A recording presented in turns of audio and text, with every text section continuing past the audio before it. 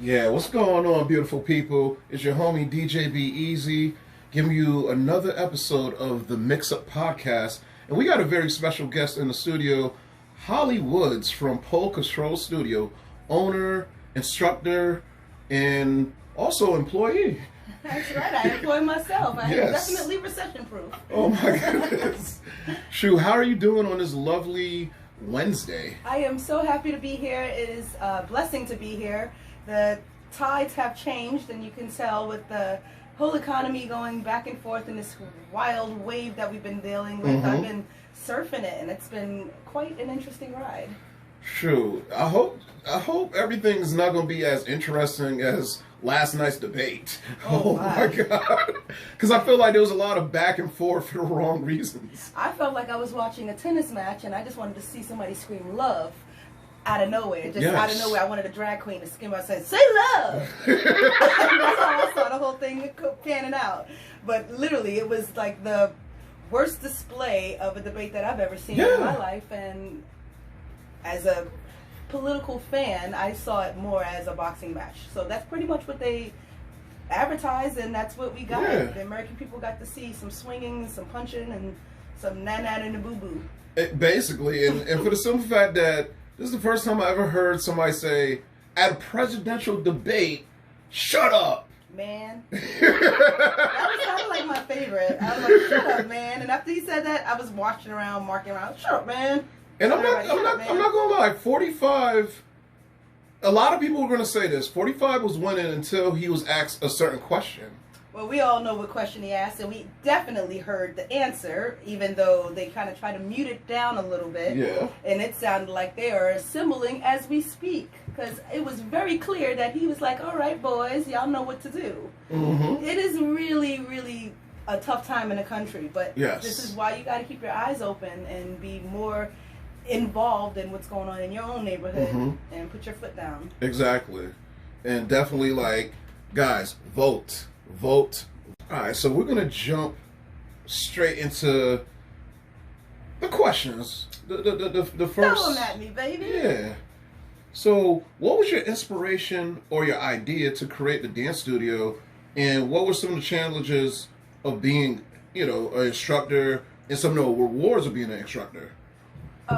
Well, the idea came about from myself and a couple of the dancers that performed at Minx, but at that time was the Gold Club. Okay. And being a performer, a lot of the girls had a concept of kind of creating their own little Sin City. Yeah. And they're like, we need to have our own style of club. And then it eventually turned into no club and turned into just, we need to teach people what they're doing on stage. Wow. So it started off with like an idea of wanting to help each other. Yes. And seeing that there was a lack of education just coming into the adult entertainment industry. And it's not like how it is today where you have rappers kind of like teaching girls what they're supposed to do at the strip clubs. This was nothing. The only rappers we had was like Uncle Luke, and you know what he was telling us.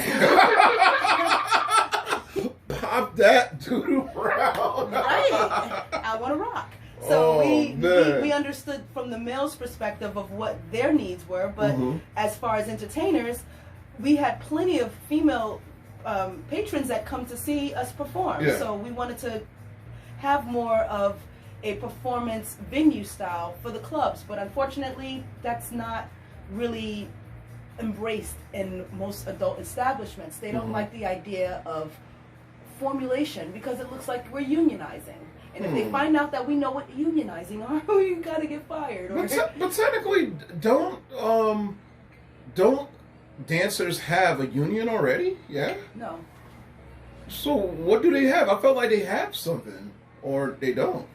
No. Or that was a lie or a myth I heard. Well, there might be in other states because the further south that you go, the more the adult entertainment industries are embraced as a form of modern just entertainment. Okay. They're treated like establishments. You visit, you actually have a dress code. Wow. There's not like how it is here where you're getting pat down. There's a doorman, there's a person in the bathroom. They're treating you like a gentleman. Yeah. And so they expect people who come in to have that same mentality when they're coming to experience it.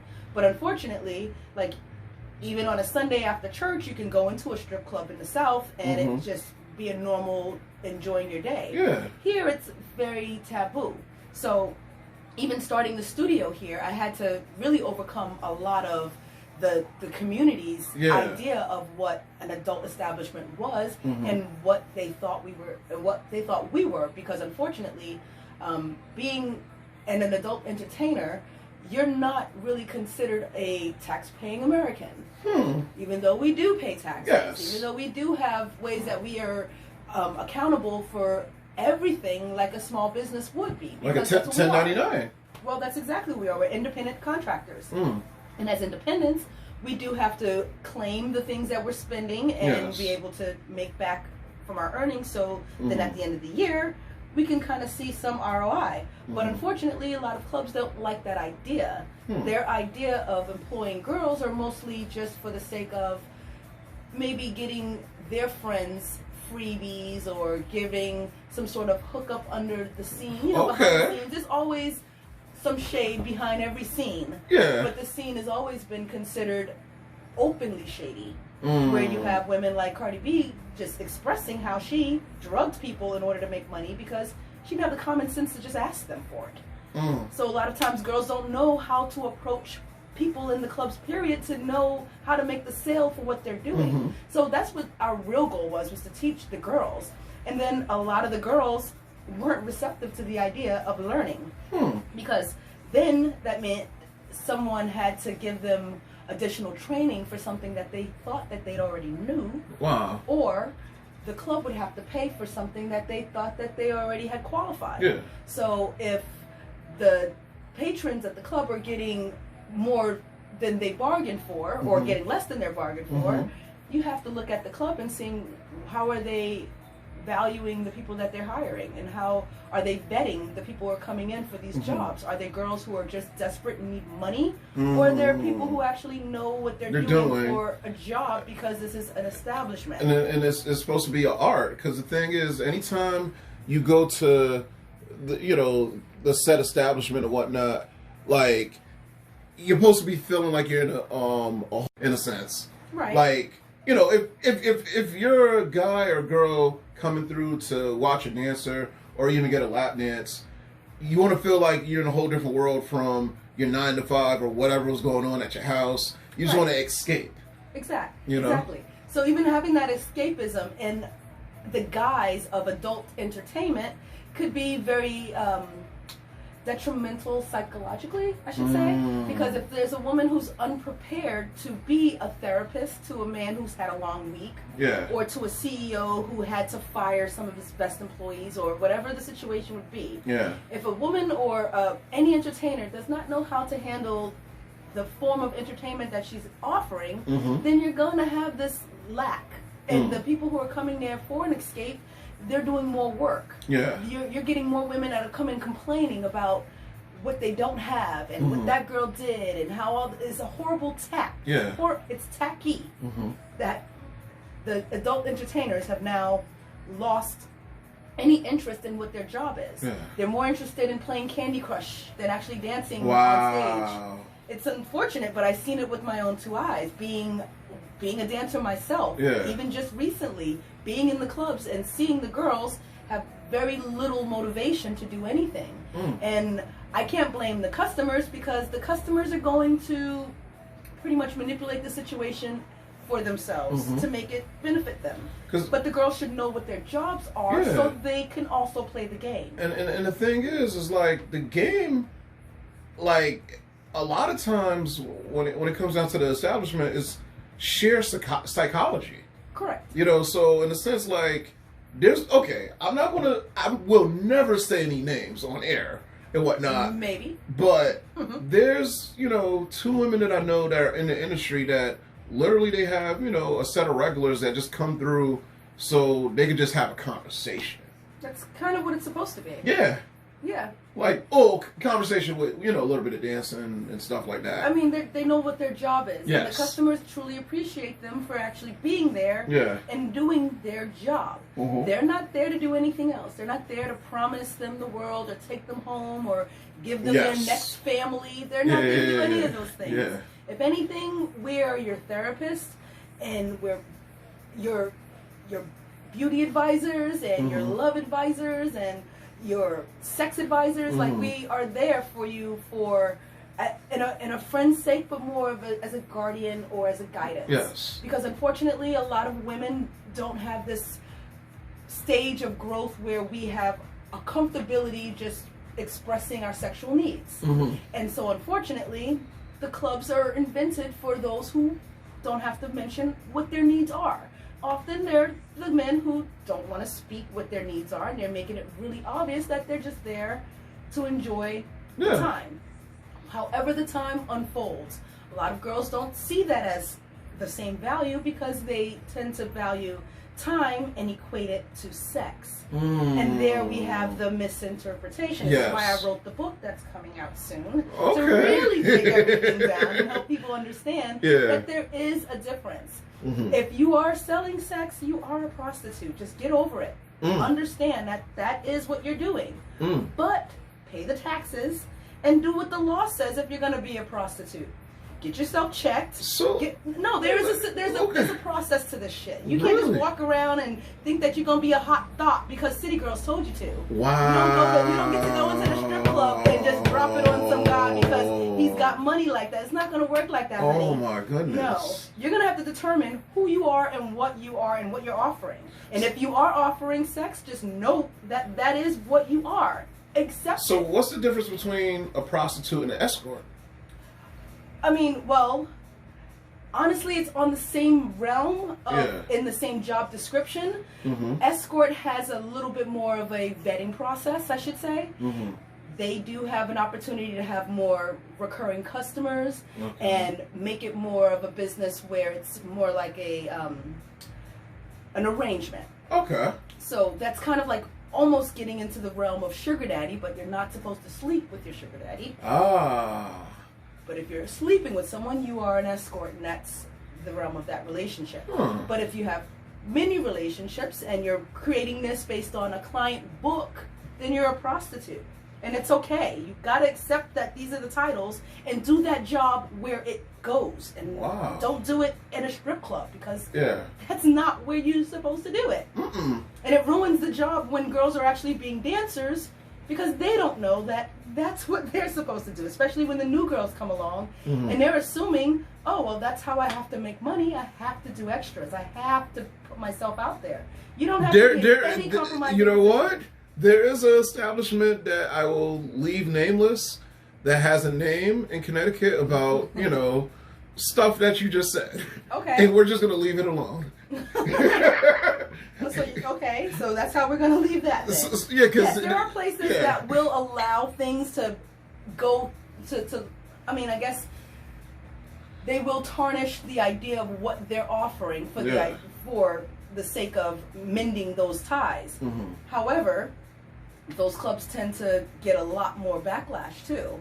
You get the girls who will end up getting a disease or having some trouble with a customer because he's too aggressive because they didn't play a game.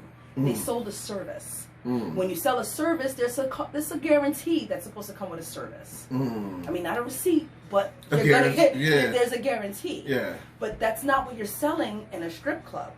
You're selling, like you mentioned earlier, the fantasy. And when people don't understand what that truly is, especially if you're a dancer and your job is to do that, then they tend to compromise themselves. And I can't knock them for doing that because it's unfortunate that there's nobody to train them.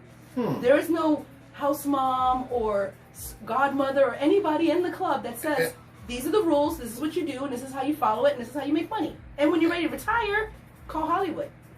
Nobody sells up it. Nobody says anything. Because what I was going to say is, like, that was a beautiful thing that you did for the ladies at the old Gold Club and Mix. Like, guidance. Right. Because a lot of them don't have guidance, and a lot of them, I don't want to just say everybody gets hooked on something, but it's true. We do. You got to realize, too, humans have habits, and when you have habits, you either find ways to give yourself more of what you think you need within that habit, or find something to replace it so you can still get the same high that you would normally get.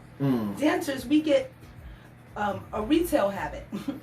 We tend to shop and buy things that we normally wouldn't, or the things that we always said we would buy one day. But we do it at a faster pace. My first few years dancing, I bought about 2 houses, a few cars, over, it's called an audit. Yes. The audit. The audit. You also need to know how to make your money work for you. So if you are spending money on high quality goods, how do you value that for the sake of being a collector? Me having all of these high-end shoes, and if they were unworn, meant that I actually had a collection, and the value would have been higher. But me wearing them around and doing lap dances in $1,300 shoes is considered kind of a waste at the moment. And mostly I did it, well, those were on sale. But I mostly did things like that for the sake of the girls. Because we do that to impress each other. Like buying the Jaguar. That wasn't for guys, that was to impress the girls. And so when I'm hanging out with my girls, they're riding in my fly car. And nobody has to worry about bills. And nobody has to worry about eating. And nobody has to worry about spending money on vacations. Because we all doing it. That's if we're all dancers. However, that also comes with, we all have psychological issues that might clash with each other too if we go on vacation and nobody can come home and pay their rent because we spent all this money on fur coats in Miami. Why? Things like that. So certain things, habits as you mentioned, and things that tend to call you like retail therapy, which we tended to kind of use as our own sense of comfort, could be a detriment because now you have a habit that you can't afford. And you got to find a balance. Anytime I tell a dancer if they're interested in going into the adult entertainment industry, I ask them, well, what kind of person are you? A morning person or a night person? And I first get that out the way because I want them to know that there are different jobs that you can do in these clubs that you don't have to necessarily compromise yourself at all. You can very well work in the club by being a bartender. One of my favorite people I know, her name is Christina. She's an amazing bartender. I've never seen her naked. Have I imagined her naked? Every chance I got. But she is an amazing person, and it makes you want to have her service because you know she's offering you amazing service that's clean and good and fun. And every time I'm there, no matter who I'm with, I could hang out with an old customer, and we're spending our money on her, and it is what it is. Now, if there was a dancer that could give me a sense, if I could find one, other than Sweet Kiki, everybody loves Kiki, other than the sweetest woman in the world, then maybe I would find that I would like to spend my money. It's funny that you brought up Kiki's name, because Kiki, this is what I'm going to say about Kiki, and knowing her for all these years. She has the ability to just make any guy or gal just shake up a little bit. She's an energy shifter. Yes. I've already said this about her. She comes in, her smile, everything about her. You know, she's been many years in this game. So she knows what she's selling. And she knows who's buying it. And the sad thing about it is a lot of girls tend to kind of push back from the idea, like, she's older. What does she know? Listen here. A lot. This is what I'm going to tell you real quick. During my college years, CCSU and all of that, I went to the establishment, and she's the first person that literally, like, because usually when I'm just chilling with the boys at the bar, at the establishment and whatnot, I'm cooling, but this times I have to run away from her because I already know whatever money in my pocket is going to her. Going straight to you. Right. And my boys laugh at me like, you have no self-control around her. I don't know what it is. She just knows how to, like... She knows how to do her job. Yes. And she does it well. Yes. I love Kiki for that. She knows how to entice you. She knows how to make you laugh. She knows how to scare you. That's what it is. She's an entertainer. Yeah. And that's the sad thing about it. Like, a lot of girls don't come from that kind of stock. That is pure entertainment stock. Yes. It has value. If all clubs had a Kiki, then we would be in a whole different place right now, but this is why we're having this conversation. It's the reason why I had to write this book. Yes. Because even in the last 6 years, I've seen a huge decline over just moral behavior with the girls. Like, this is a customer. You just met him. You are in his pants with your face in the champagne room when all we had to do was step on him. Like, he clearly had a goal of coming in here and being humiliated and having fun with women who were more dominant, but you decided to suck his dick because you didn't know how to talk to him or ask him what he wanted. I've seen it with my own eyes. Wow. Sorry, radio fans. That's happened. Yes. And I have seen it with my own 2 eyes. Yeah. But I've also seen beautiful things happen from the clubs. I've seen relationships blossom. People who've met, and next thing you know, girls never working there again, married some doctor or whatever, farmer, whomever, that she met at the club. And he's happy, she's happy, they're happy. And that's what, and at the end of the day, you just want your happiness. That's initially the goal. That's it. And that's only if you're single. Because when you come in there married, then you kind of have too much on your plate. And unfortunately, if a guy's in there married and he's putting you up in these compromising positions of having you help him get out of the situation, you're no longer a therapist. You're now a home wrecker. And it's a whole different situation. You don't want to be put in that either. Because what happens when you want your happily ever after? Your karma's coming back in home wrecking. And she's going to come back with some really long nails and some crazy hair and some lashes that go to her knees. And you're going to like, what the hell is Snuffleupagus doing here? Yo, like, the energy of karma is the realest. Isn't it? Oh my goodness. Hold on. We talked about the real stuff in the clubs. Let's talk about the health benefits and the life benefits of learning pole dancing and the aerial arts. Okay, so now that's outside of the club. The arts is honestly to help the dancers. Yes. But even the 13 years I've been in business, I've possibly had a handful of those dancers that actually come to take a class. I get Say that one more time. Handful. Handful of the dancers yes. learning how to just, No. Rewind. A handful of dancers that will actually walk through my door. Wow. To just come in to take a class. Even the dancers that have come, life as a dancer doesn't allow for much scheduling or anything that's a little bit more normal based, unless you know if you're a morning or nighttime person, so then you can determine how you're making your money. Are you going to make it when the banks close or when they're open? You're going to have to now determine what your worth is totally in a different way. But I didn't get a lot of the dancers to become members and take classes seriously. I get the doctors, the teachers, the lawyers, the judges, the house moms, the students, the women who are all career-minded. Honestly, none of them are interested at all becoming an exotic entertainer. However, they all want to be strong. Yes. They want to be fearless. Yes. And they want to find confidence in a sport that they wouldn't normally do, because at a certain age, women kind of like push away from the idea of much physical activity, especially if we're growing through our developmental stages as women, where we're, body starts to settle, we start to think, oh, maybe it's time to have children or whatever. This biological clock starts kicking. Yes. We don't think, let's go form a soccer team. Women don't do that often. Not very many straight women that I know, just to put it that way. However, being a part of a team or being a part of any type of sports style activity gives them a skill like a ninja. So now the element of surprise. The element, exactly. So when they do get that big ring or whatever they decide in their lives, and they're ready for these next stages and these developmental stages that bring them to the next part of their lives, they have amazing skills to bring to the table.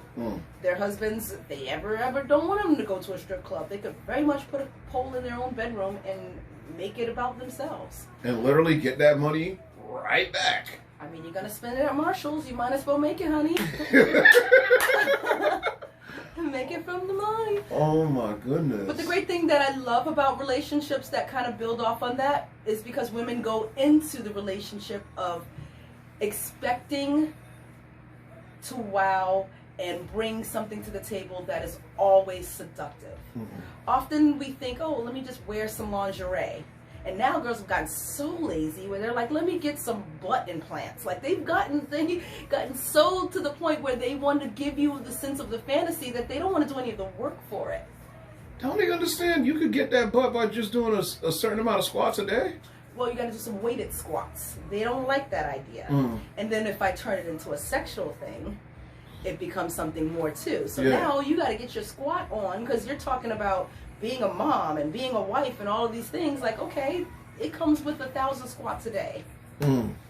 Some form. You're going to pick up a kid, or you're going to sit on a...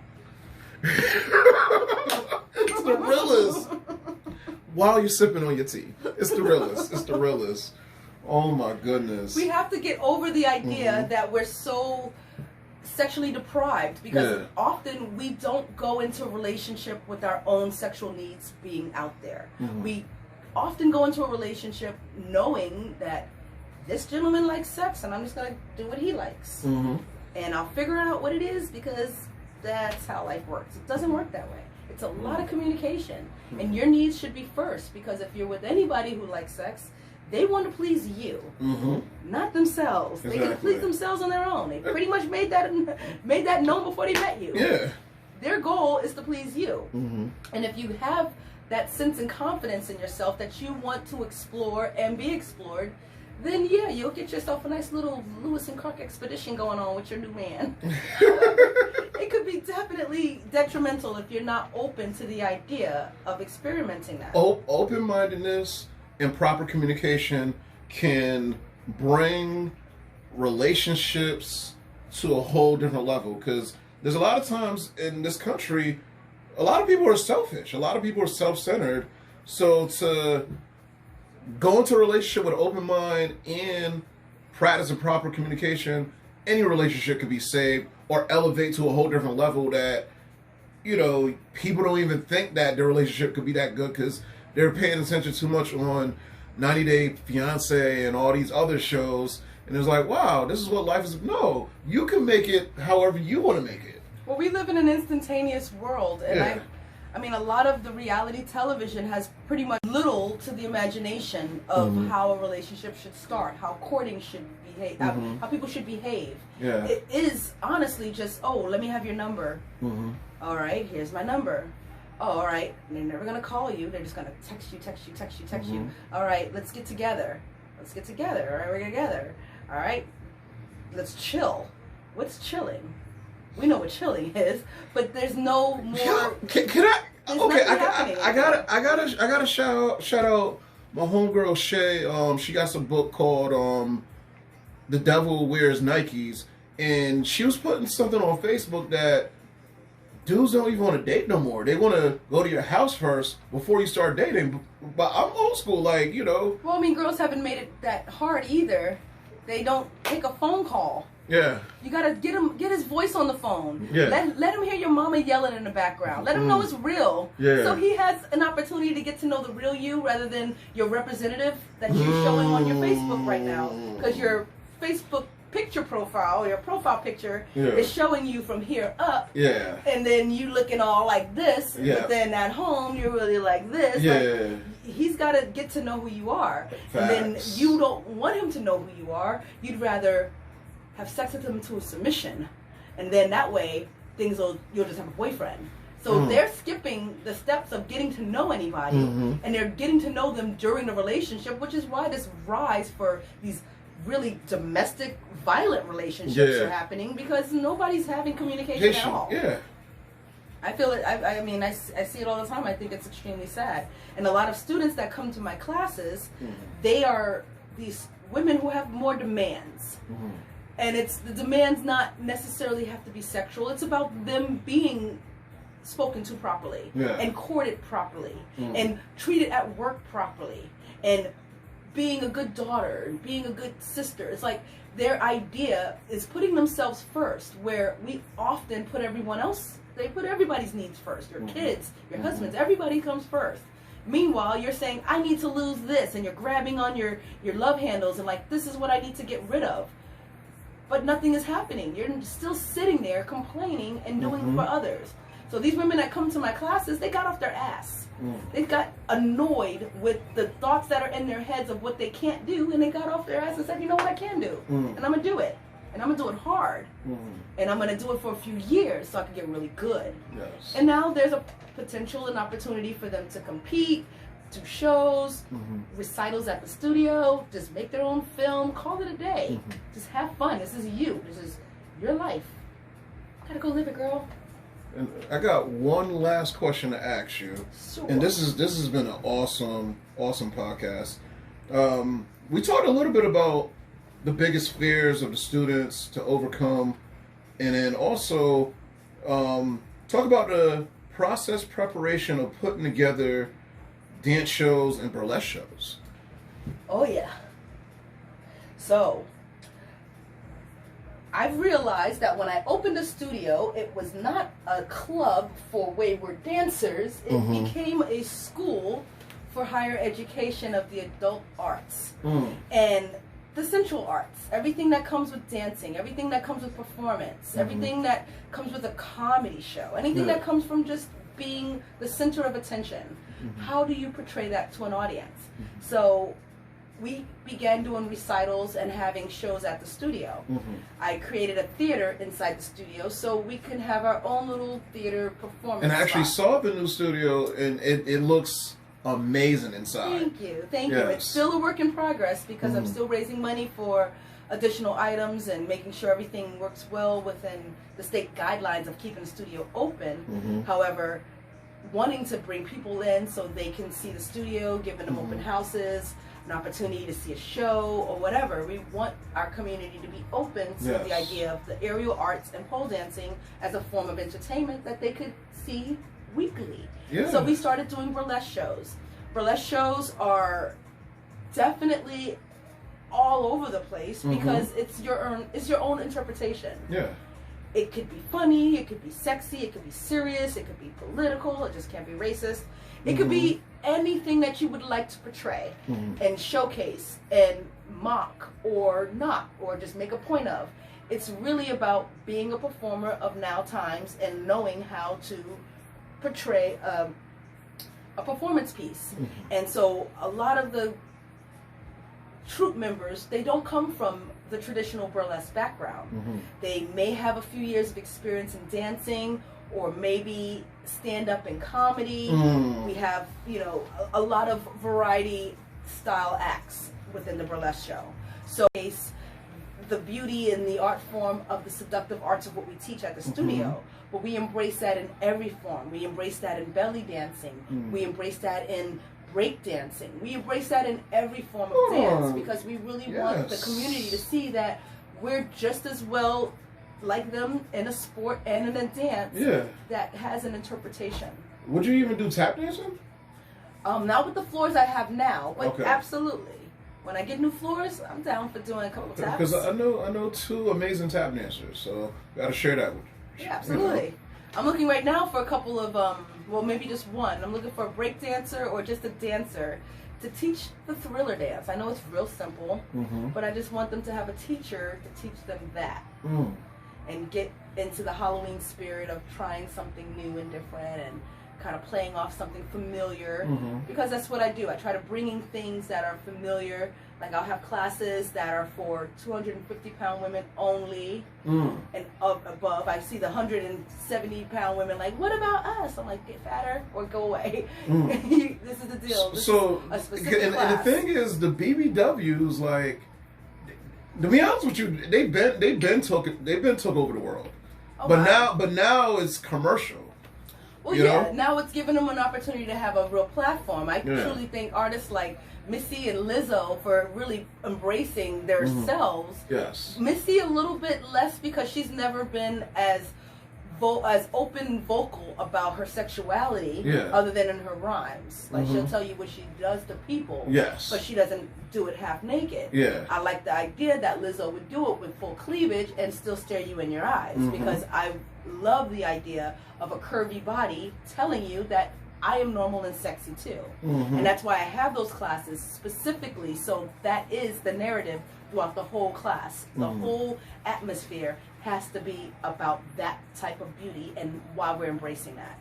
And we're not here to get you to be skinny or climb the pole and get skinnier to do it. You could do it very well at your own weight. It's got to get you stronger. That's it. The leg strength, the arm strength, it's all core. We're building bodies here. And we're not changing your body. Your body does change. You will, absolutely, you will gain muscle, you will lose weight. It happens. We're a gym. It just so happens to happen. But that's never our goal. Our goal is to teach you a skill. And now you're learning this skill, and you can take the skill and do anything you want with it. Once you're able to climb a pole, that means you're able to hold your body weight. You're holding your own body weight. That's core. That is. That's like, technically, that's stuff at boot camp. Like, you gotta, you know. I mean, even in gym, we weren't taught how to climb the rope that they give you in part of this test. Here at Pole Control Studios, I teach you how to climb it. So now you'll know. So if you ever test it again, you know that there's a technique to climbing it, not just, oh, I need to pull myself up the rope. Is your legs, your arm, it's just boom, boom, boom, all of that. They do that in military too. I told you I spent 3 years in ROTC. So I've got some military experience under my belt.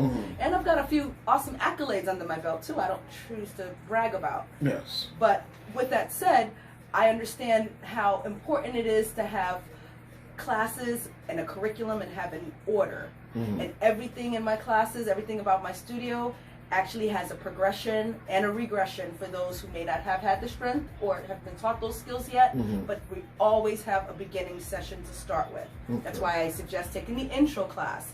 That way it gives the students an opportunity to figure out what level they'd like to be in, if they were at a higher level. Or if they are in a lower level, then they can see how many different style classes that'll help get them there faster. So I try to make it really transparent. Nothing is hidden. Our prices are right there.